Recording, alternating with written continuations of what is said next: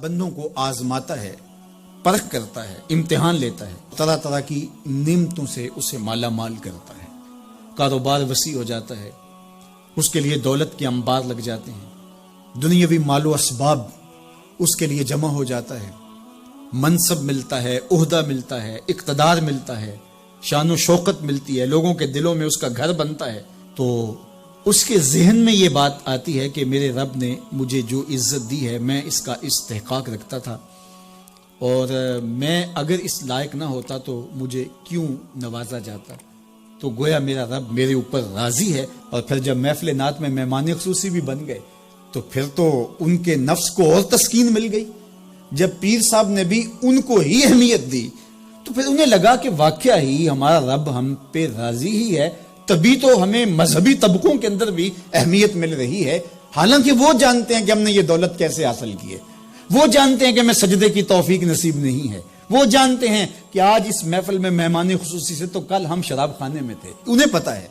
لیکن اس کی طرف توجہ نہیں جاتی، سوچتے نہیں ہیں، بلکہ وہ یہ سمجھتے ہیں کہ ہمیں یہ جو عزت مل رہی ہے یہ اللہ تعالیٰ کی طرف سے ہماری کسی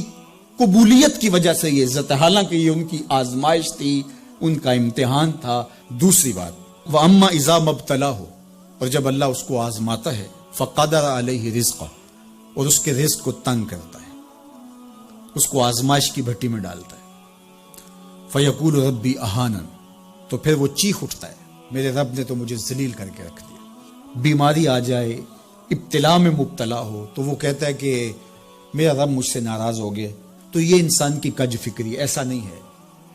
کسی شخص کو دولت کا دیا جانا یہ اللہ کی رضا کی دلیل نہیں ہے، اور کسی شخص کو غربت کے امتحان میں ڈالا جانا یہ اللہ کی ناراضگی کی دلیل نہیں ہے۔ حضرت امام رازی نے لکھا ہے کہ مکے سے لے کر طائف تک 70 ایسے نبیوں کی قبریں ہیں جن کی وفات صرف بھوک کی وجہ سے ہوئی، تکلیفوں میں، آزمائشوں میں، امتحانوں میں، ابتلاؤں میں اس کے بندے رہے ہیں۔ میرے اور آپ کے آقا و مولا حضور ختمی المرتبت کے گھر میں کبھی برابر چولہا نہیں جلتا تھا، کبھی کھانے کے لیے کچھ میسر نہیں ہوتا تھا، پانی پی کے اور کھجور کھا کے گزارا ہوتا تھا، تو یہ تو کوئی دلیل نہیں ہے۔ اللہ کی رضا کی دلیل کیا ہے؟ نیکی کی توفیق مل جانا،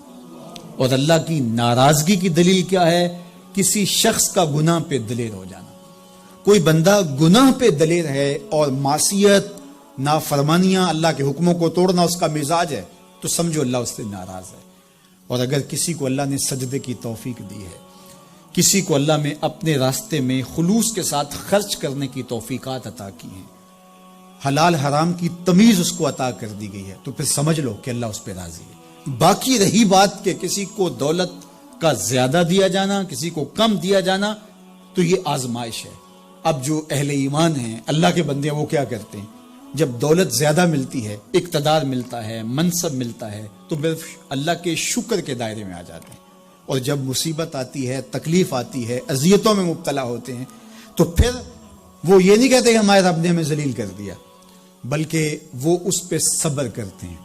اور اللہ کے حضور دعائیں کرتے ہیں، التجائیں کرتے ہیں کہ مالک تو نے جو جس آزمائش میں ڈالا ہمیں پورا اترنے کی توفیق نصیب فرما، ہماری سفید پوشی کا بھرم نہ ٹوٹے، اور ہمیں اس مشکل وقت سے بچانا کہ جب ہماری یہ غربت ہمیں کفر تک لے جائے،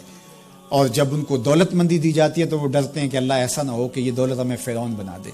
یہ دولت ہمیں نمرود بنا دے، ہمارے اندر بخل پیدا ہو، تکبر پیدا ہو، ہمارے اندر غرور پیدا ہو، تو وہ اس حالت کے اندر اللہ تعالیٰ کا شکر یا دوسری حالت میں اللہ کے حضور صبر کی توفیق مانگتے ہیں اور صبر کے ساتھ اپنی زندگی گزارتے ہیں۔ اللہ تعالیٰ بندوں کو